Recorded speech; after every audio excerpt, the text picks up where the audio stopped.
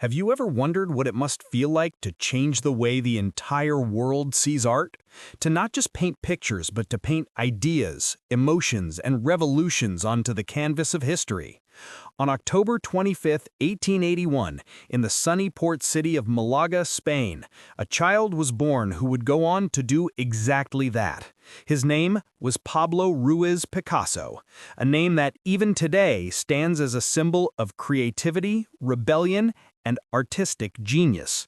Picasso's story is one of transformation, of both art and self. From his earliest days, it was clear that this was no ordinary child. His mother once said that his first word was piz, short for lapis, the Spanish word for pencil. It's almost poetic. Before he could even speak properly, he was already calling for the tool that would define his destiny.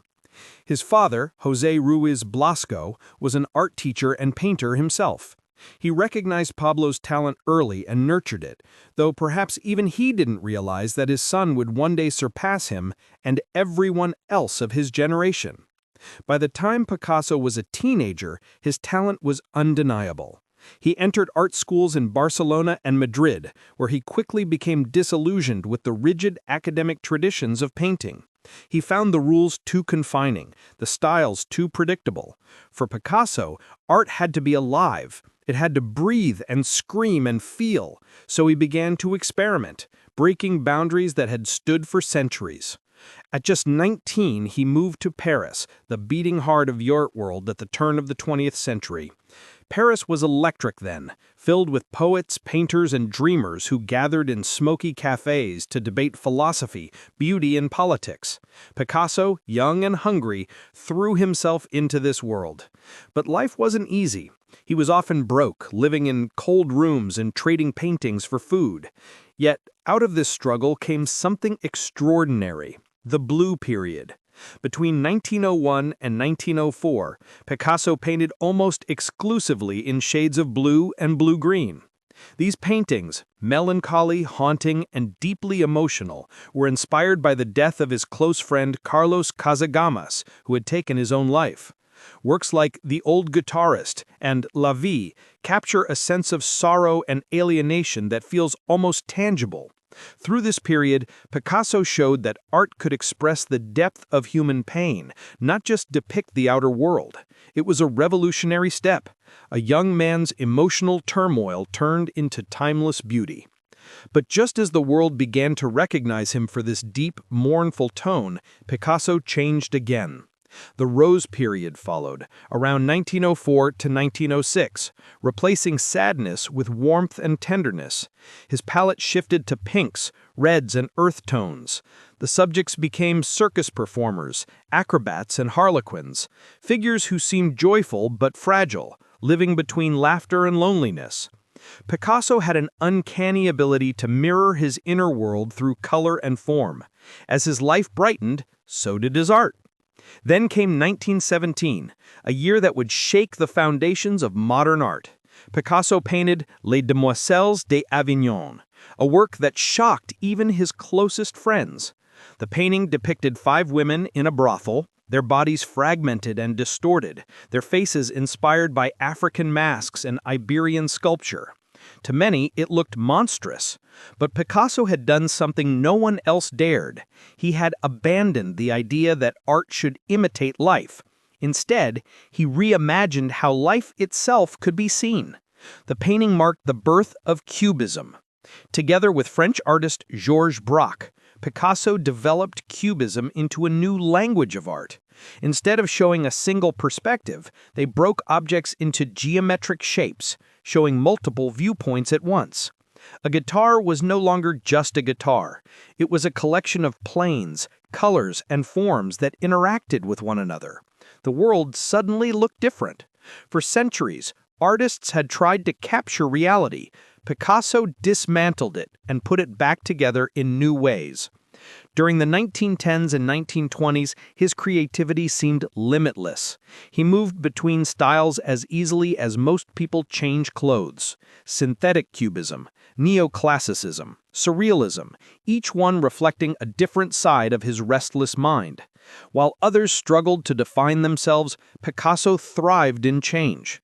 I am always doing that which I cannot do, in order that I may learn how to do it." But Picasso was more than just a painter. He was also a witness to history, and history left its mark on him. In 1937, during the Spanish Civil War, German bombers, supporting the forces of General Franco, destroyed the Basque town of Guernica. The atrocity horrified the world, and Picasso responded in the only way he knew how, with art. He painted Guernica, a vast black, white, and gray mural filled with anguish and chaos. The distorted faces and twisted bodies captured the suffering of civilians in a way no photograph could. It wasn't just a painting, it was a cry for humanity.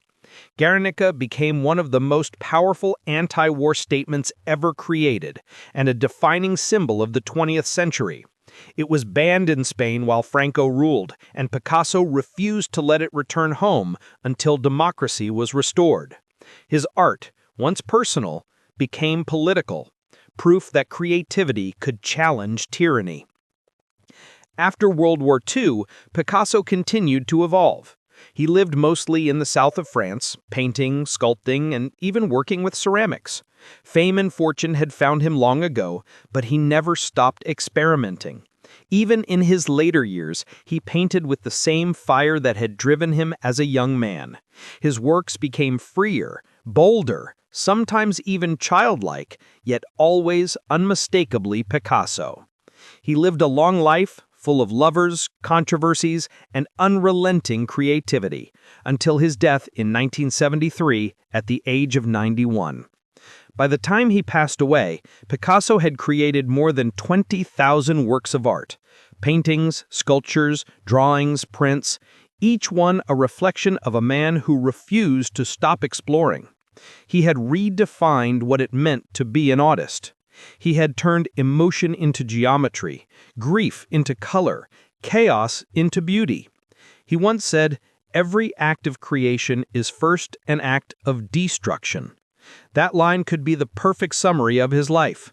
Picasso destroyed the conventions of art, and from the fragments, he built something entirely new. Today, his name has become almost synonymous with genius. Museums around the world display his work, students study his style, and his influence can be felt in almost every form of modern art. Yet behind the fame lies a simple truth. Picasso's genius was not about perfection. It was about evolution. He never stood still, and that, perhaps, is the greatest lesson he left behind. So, the next time you look at a Picasso painting, remember, you're not just looking at colors or shapes, you're looking at a lifetime of change, a reflection of how art and humanity itself can keep transforming endlessly, fearlessly.